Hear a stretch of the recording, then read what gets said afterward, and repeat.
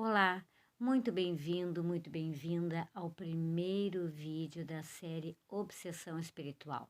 Aqui tu vais receber muitas informações a respeito deste assunto que é instigante e que é fonte de curiosidade de muita gente, que muitas vezes tem sensações, percebe situações, se percebe envolvida por elementos extrafísicos, por seres extrafísicos e não sabe como lidar com isso, né? Não sabe como identificar isso. Então, estes vídeos que nós iremos promover daqui para frente irão te esclarecer muitas dúvidas.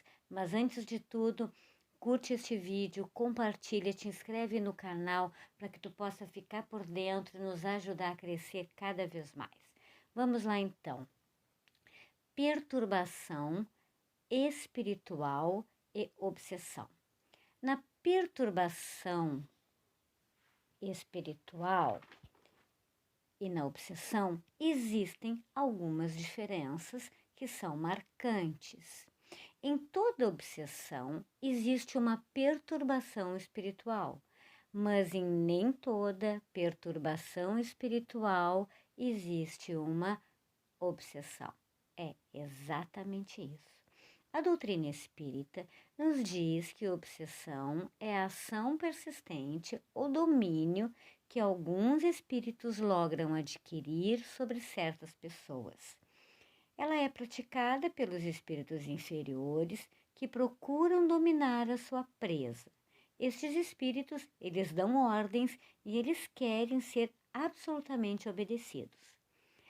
A Terra em que nós vivemos, ela é um mundo de provas e de expiações, onde a existência do mal ainda predomina.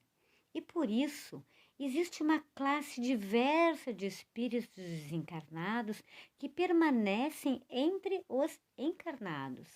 Dessa forma, a população astral que convive conosco, ela é imensa e ela se traduz em espíritos de todos os tipos. Espíritos sofredores, que são aqueles que perambulam entre nós com seus medos, as suas dores, os seus traumas.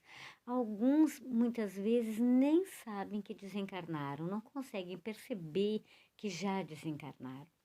Aqueles espíritos zombeteiros que têm um intuito de deboche, de festas, de diversão com os encarnados, levando-os muitas vezes a situações ridículas, situações vexatórias, situações onde expõem os encarnados.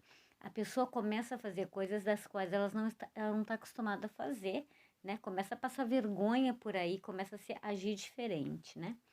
Espíritos que são perdidos, ou seja, que estão perambulando, que não sabem nem para que lado vão e que parecem muitas vezes fazer parte de um filme zumbi, né? Do fim do mundo, onde só tem zumbi. Aqueles espíritos chamados saudosos, que são inconformados com seu desencarne, também fazem parte dessa leva de espíritos que muitas vezes podem fazer a obsessão. Enfim, existe uma quantidade imensa de espíritos que perambulam entre os encarnados. Na verdade, a população de desencarnados, ela é 10 vezes superior à de encarnados. Nós estamos batendo por aí, né? Se nós pudéssemos ver, batendo por aí, muito mais em espíritos desencarnados do que em pessoas encarnadas, né? Entende? Então, se a gente pudesse enxergar a todo momento a população extrafísica, Jesus, a gente ia se apavorar com isso. A perturbação espiritual, tanto quanto a obsessão, ela se dá por ressonância energética. Na perturbação espiritual, nós não precisamos ter algum vínculo com o espírito. O simples fato da sintonia energética faz com que nós sejamos perturbados. Por exemplo, você vai em algum lugar em que o ambiente esteja um pouco pesado. E naquele dia, você também não está muito bem, né? Anda se sentindo meio para baixo, teve alguma incomodação no trabalho, em casa, enfim, não está no seu bom dia. Quando Tu vais embora daquele local e nos próximos dias começa a sentir uma irritação, um sono, um desânimo, um pensamento crítico todo o tempo, né? Pegando no pé das pessoas, no teu pensamento, ou seja, tendo um comportamento interno que é diferente daquilo que tu és. Esses sintomas são os mais marcantes entre vários outros sintomas. É possível que ao sair daquele local, tu tenhas saído acompanhado por um espírito desencarnado por uma questão de ressonância energética. Na verdade, tu não tinhas nada a ver com aquele espírito, mas como estava receptivo a ele, ele saiu junto contigo. Ele se sentiu acolhido, se sentiu aconchegado, vamos dizer assim, né, com um sentimento semelhante e te acompanhou.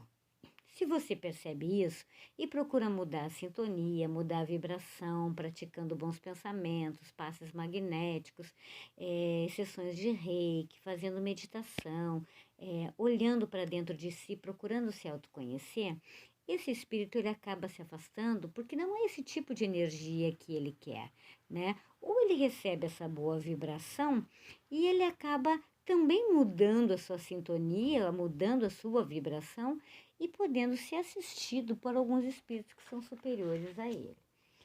E aí ele acaba, né, se desvinculando da tua pessoa. Na perturbação espiritual, o motivo que liga o perturbado ao espírito perturbador é somente a energia. E geralmente ela é temporária. A não ser, claro, que com o tempo de convivência se estreite os laços entre ambos e a simples perturbação espiritual se transforma em uma obsessão.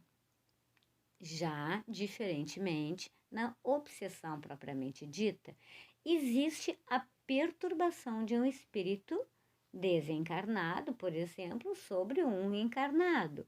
Mas existe aí um vínculo, existe um motivo, existe uma continuidade, porque existe um interesse. A obsessão, ela pode se dar por questões ligadas a vidas passadas. Ou seja, o espírito obsessor, ele reencontrou um velho companheiro de outrora em um outro corpo.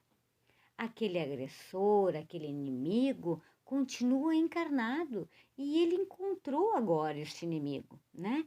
E aí ele o reconhece mesmo estando num outro corpo e não quer sair dali, quer prejudicá-lo, se sente prejudicado por ele em uma outra situação, num outro tempo.